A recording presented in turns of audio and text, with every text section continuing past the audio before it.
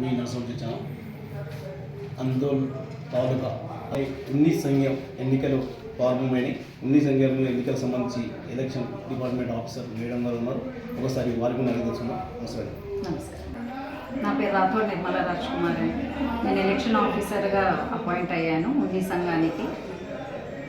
చెప్పండి మేడం, ఈ ఉన్ని సంఘం ఎలక్షన్ అంటే ఎట్లా ఉంటుంది, ఏ విధంగా? ఉన్ని సంఘం ఎలక్షన్స్ మనకి స్టేట్ ఎలక్షన్ అథారిటీ నుంచి మనకి ప్రొసీడింగ్ ఇవ్వడం జరిగింది. కాబట్టి దీనికి మనము 9వ తారీఖు పూల్ ఇండస్ట్రీస్ సొసైటీస్ ఇక్కడ మనము నోటీస్ ఇవ్వడం జరిగింది.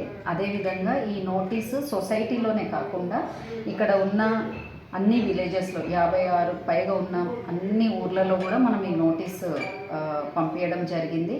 అలాగే టెలిఫోనిక్ మెసేజ్ ద్వారా కూడా చెప్పడం జరిగింది.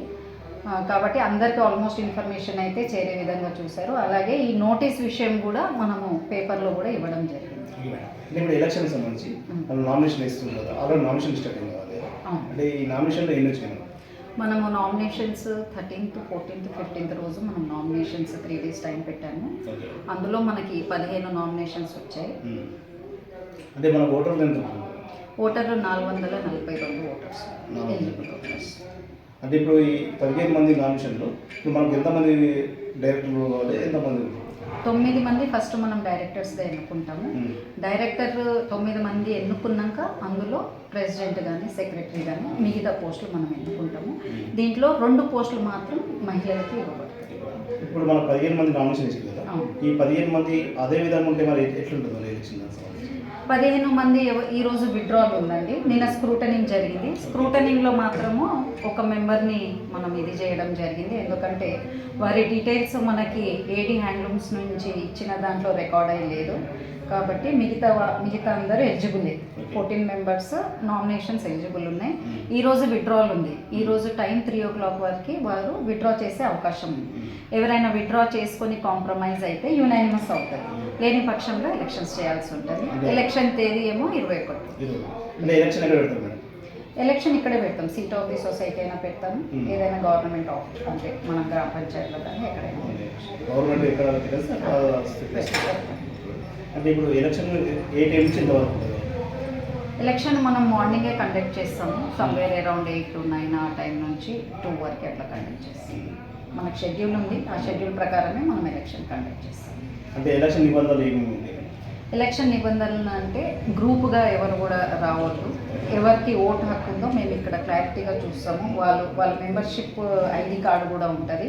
మేము ఇక్కడ మా స్టాఫ్ ఉంటుంది. ఇంకా వేరే స్టాఫ్ని కూడా మేము డెప్యూట్ చేసుకుంటాము. ఆ స్టాఫ్ మేమంతా చెక్ చేస్తాము వాళ్ళు ఎలిజిబుల్ ఓటర్సా కాదా అనేది చూస్తాము. మనము పోలీస్ శాఖ కూడా మనము లెటర్ పంపిస్తాము. ఎందుకంటే బందోబస్తు అవసరం పడుతుంది. కాబట్టి ఏదైనా మెడికల్గా ఎవరికైనా ఇబ్బంది ఉన్నా కూడా మనము ఇక్కడ కూడా పిహెచ్సి వాళ్ళకు కూడా మనం ఇంటిమేషన్ ఇస్తాం. కాబట్టి ఎక్కడ కూడా ఇబ్బంది కలగకుండా చూసుకుంటాం. ప్రశాంతంగా కొనసాగే విధంగా చూసుకుంటాం. అంటే ఎలక్షన్కు జరుగుతున్నప్పుడు వాళ్ళు ఎంత దూరంలో ఎన్ని మీటర్లని ఏం లేదు, కొంచెం డిస్టెన్స్ ఉంటే చాలు. క్యూ ఫామ్ పద్ధతిలో పాటిస్తే చాలు. ఏ డిస్టర్బెన్స్ లేకుండా, న్యూసెన్స్ చేయకుండా క్యూ పద్ధతిలో పాటిస్తే చాలు. ఓటర్లకు ఏం చెప్పాలి? ప్రతి ఒక్కరూ కూడా ఓటు హక్కుని వినియోగించుకోవాలని నేను కోరుకుంటున్నాను. రాజ్యాంగం మనకు కల్పించిన హక్కు కాబట్టి ప్రతి ఒక్కరు కూడా ఓటు హక్కుని వినియోగించుకోవాలి. కంపల్సరీ మీరు కూడా ఇక్కడ వచ్చే ఓటర్లు కూడా మేము ఇంకోటి కోరేది ఏంటంటే వాటర్ సౌకర్యం. ఇప్పుడు వర్షాకాలం ఉంది కదా, కొద్దిగా వర్షాలు పడే అవకాశాలు కూడా ఉన్నాయి. వాతావరణ శాఖ చెప్పుతున్న సమాచారం వస్తుంది నాకు. కాబట్టి టెంట్లు కానీ అలాంటివి ఇంకోటి ఇక్కడ మెడికల్ క్యాంప్ కూడా ఏర్పాటు చేయాలి. అదేవిధంగా ఇక్కడ వచ్చిన వారికి వాటర్ సప్లై కూడా వాటర్ సప్లై ఉంటుంది. ఏదైనా స్నాక్స్ కూడా ఎక్కువ టైం ఉంటే అట్లా కూడా మేము అరేంజ్ చేస్తాము. అంటే మేము చెప్పలేదు, ఎవరికి కూడా ఇబ్బంది అయ్యే విధంగా అయితే ఉండదు. చాలా సాఫీగా చేసే ప్రయత్నమే చేస్తాము. ఓటర్స్ కూడా అందరూ సహకరించాలని మనం మేము మనస్ఫూర్తిగా మేము కూడా సహకరిస్తాం. కాబట్టి ఓటర్లు కూడా మీరు కూడా మనస్ఫూర్తిగా సహకరించి ఈ ఎలక్షన్ విజయవంతం చేయాలని మనస్ఫూర్తిగా. ధన్యవాదాలు.